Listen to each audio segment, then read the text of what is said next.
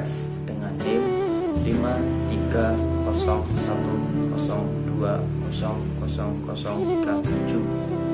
Mata kuliah sejarah klasik. Di sini saya akan menjelaskan tentang Islam periode Mekah. Kota Mekah merupakan kota terkenal di Arab karena letak keberadaan yang strategis untuk jalur perdagangan di Jazirah Arab yang menghubungkan Yaman di selatan dan Syria yang di utara. Dalam hal ini saya akan menjelaskan beberapa poin-poin yang penting. Yang pertama, sekilas tentang Arabiah pra-Islam. Dalam penduduk Jazirah Arab ada dua golongan, Khataniyah keturunan Khotan dan Adnaniyun keturunan Ismail bin Ibrahim. Sebelumnya mereka tidak menjadi satu golongan. Mereka terpisah golongan utara dan golongan utara, golongan utara dan golongan selatan. Masyarakat Arabia menganut politeisme. Masyarakat Arabia adalah masyarakat pengembala, sedangkan masyarakat lain sudah berubah menjadi perkotaan. Dan masyarakat Arabia adalah perkemahan. Peradaban Timur Tengah ini mulai merembas ke dalam masyarakat Arabia. Poin kedua adalah sekilas kota Mekah pra-Islam.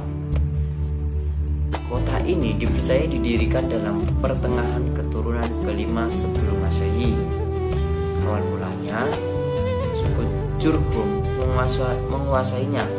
Kemudian suku Guzah datang dan menaklukinya, dan akhirnya suku Quraisy menguasainya. Ciri-ciri yang dilekatkan terhadap kota Mekah, yang pertama kedudukannya yang strategis, yang kedua ekonomi yang kuat, yang ketiga institusi sosial, yang keempat adalah pasukan atau tentara majlis sunnah, yang kelima adalah agama, yang keenam prasarana. Poin penting yang berikutnya adalah Muhammad pada periode Mekah tinjauan terhadap berbagai aspek. Yang pertama, aspek ekonomi dan perdagangan. Hukum ekonomi dan keuangan menurut ajaran Islam mempunyai beberapa bentuk yang sangat bervariasi. Aspek kedua dari poin-poin yang kedua adalah aspek sosial kemasyarakatan. Dalam hal ini Muhammad memodelkan masyarakat memiliki poin-poin penting juga, yaitu ada 4. Yang pertama sistem keluarganya, yang kedua tribalisme dan sistem kepemimpinannya, yang ketiga adalah kedudukan wanita, yang keempat adalah perbudakan. Poin penting yang ketiga dalam Muhammad pada periode Mekah tinjauan terhadap berbagai aspek adalah aspek keagamaan. Ada 5 kepercayaan di daerah Arab. Animisme, yaitu kepercayaan setiap benda di dalam roh seperti sebuah batu. Mereka percaya bahwa dalam batu-batu itu memiliki roh, seperti halnya jin atau yang lain. Tidak juga dengan batu, tetapi seperti hal-hal yang mereka percaya memiliki roh, seperti pedang atau tameng atau lain. Yang kedua adalah dinamisme, yaitu kepercayaan pada daya gaib pada benda atau tempat tertentu, seperti di sebuah bangunan memiliki daya-daya yang dalam bentuk gaib. Mereka percaya bahwa itu memiliki kekuatan supranatural. Yang ketiga adalah fetisisme, yaitu kepercayaan pada jin-jin yang bersifat baik dan buruk, seperti jin yang baik mengajarkan dalam kebaikan, seperti jin itu untuk menyuruh kita untuk sholat juga ada, dan yang lain. Untuk yang keburukan, mereka menghasut orang lain untuk melakukan hal-hal yang buruk. Yang keempat, banifisme, yaitu tendensi monoteisik yang bersifat asketik. Yang kelima, serta pembarangan komunitas mayoritas Yahudi dan Kristen yang datang pada abad 1 Masehi. Aspek keempat, aspek intelektual. Pada waktu diturunkan bangsa Arab dikenal sebagai kaum jahili. Kaum Quraisy yang penduduk Mekah sebagai bangsawan Arab hanya memiliki 17 orang pandai yang tulis baca, yaitu mereka memiliki 17 orang yang bisa membaca dan bisa menulis. Yang kelima adalah aspek hukum. Aspek hukum sebagaimana dimaklumi organisasi dalam institut politik yang diakui dan dipatuhi oleh masyarakat dalam sebuah daerah atau negara mutlak keberlangsungan. Poin penting yang berikutnya adalah kondisi bangsa Arab sebelum masuk Islam. Di masa ini dikenal dengan zaman jahiliyah, yaitu zaman kebodohan. Di sana kebanyakan orang-orang bodoh tidak mengerti apa-apa, seperti mereka percaya kepada nenek moyang mereka tentang tradisi mereka bahwa anak perempuan itu tidak boleh seperti itu atau gimana yang lain. Di masa ini semua diatur suku, jadi tergantung suku mereka memiliki tradisi atau peraturan-peraturannya. Di masa ini di wilayah Jazirah ini Arab terdiri dari gurun pasir. Di Jazirah Arab di bagian tengahnya terdiri antara pasir, pergunungan yang tandus. Namun di antara pohon tersebut terdapat pohon-pohon yang menyimpan mata air yang biasa disebut dengan was. Terhadap budaya yang maju dalam Arab, yang pertama adalah ketuhanan, yang kedua ada sosial budayanya. Nah, dalam sosial budayanya ini di sini terdapat budaya-budaya tradisi di sana, seperti mereka tradisinya adalah mengubur bayi yang hidup-hidup. Yang kedua adalah mereka percaya dengan sebuah ramalan, sama yang ketika mereka pengobatan atau tabib. Yang keempat adalah meninggikan karya sastra. Poin-poin yang berikutnya adalah perekonomian. Penduduk Mekah dan Madinah, mereka mayoritas adalah pedagang. Pedagang di kota itu tergolong sangat maju, sehingga keluar negeri seperti di Syam atau Syriah, Yaman, Persia, Habsyi, dan Mesir. Mereka membawa barang-barang dagangan adalah kemenyan, kulit, minyak wangi, logam, dan berbagai hal. Pusat pasar di kota Mekah adalah pasar bekas, pasar Zil, pasar Majat, dan pasar Majenah.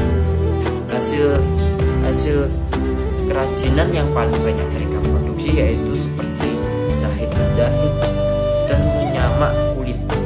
Di tengah Jazirah Arab ini ada sebuah pertanian dan pengembalaan juga.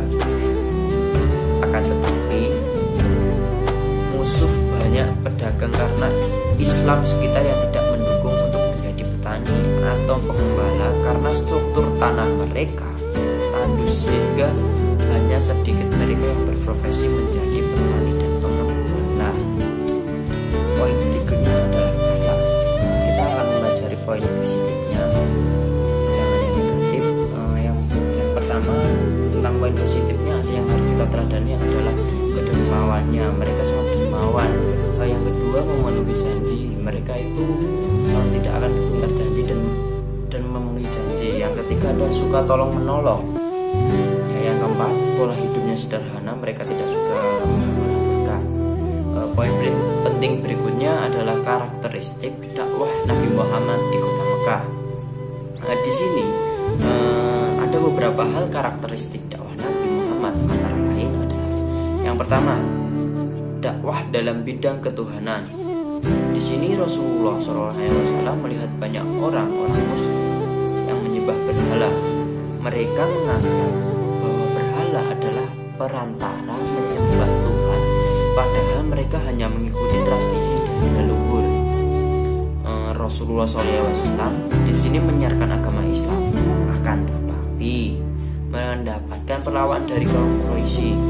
Di sini mereka beranggapan jika mereka mengikuti ajaran Islam, mereka akan kehilangan mata pencarian mereka seperti pengrajin patung. Dakwah dalam bidang yang kedua adalah dakwah dalam bidang pendidikan. Rasulullah ini mulai menggunakan dakwah dalam pendidikan atau alat pembelajaran, dan ada juga metode-metodenya seperti ada media, graduasi, levelisasi, variasi, keteladanan, aplikatif, mengulang, evaluasi, dialog, analogi, cerita, dan lain-lain. Yang ketiga, cara dakwahnya adalah dakwah dalam bidang pembinaan. Dalam pembinaan ini, yang pertama, mereka dakwah secara sembunyi-sembunyi. Dakwah ini berlangsung selama 3 tahun. Dakwah ini memiliki hikmah yang tidak dapat diambil, maksudnya. Yang pertama, tidak cepat-cepat membuka konfrontasi fisik dengan kaum yang saat itu telah rusak akhlak dan perilaku sosialnya. Yang kedua, tidak menyampaikan pesan dakwah secara terang-terangan kecuali dalam memberikan peringatan umum. Yang ketiga, dakwah secara sembunyi-sembunyi merupakan fase pendasaran pembangunan, yakni untuk memilih kader-kader muslim yang kuat imannya. Jadi mereka memilih kader-kadernya umat muslim.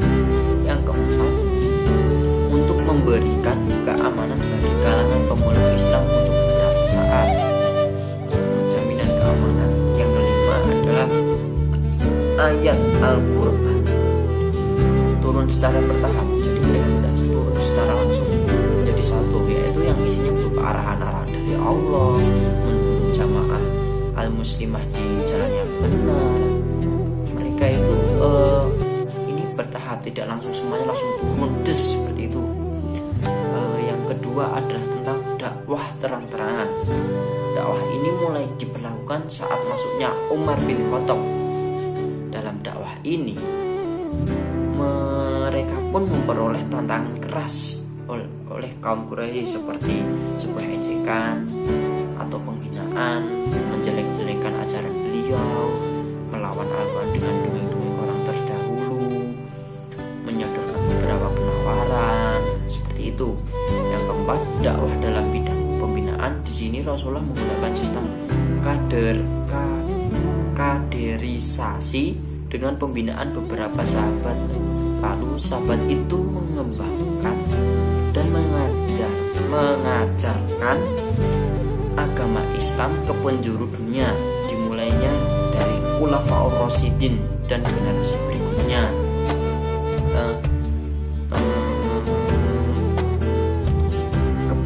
Keberhasilan dakwah Rasulullah dipengaruhi beberapa faktor. Yang pertama, adanya konsisten dalam menggunakan etika dakwah, dan yang kedua, penggunaan metode keteladanan uswah hasanah.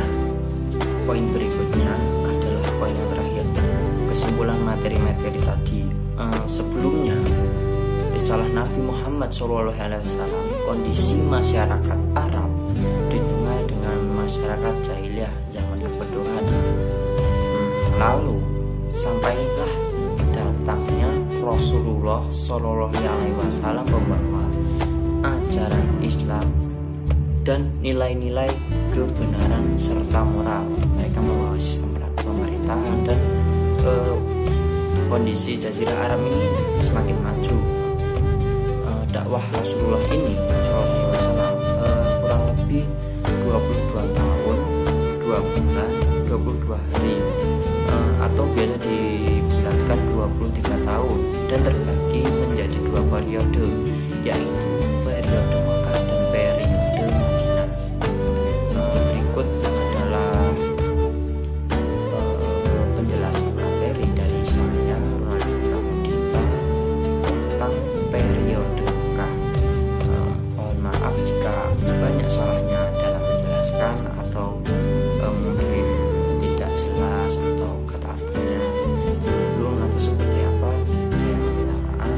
Wassalamualaikum.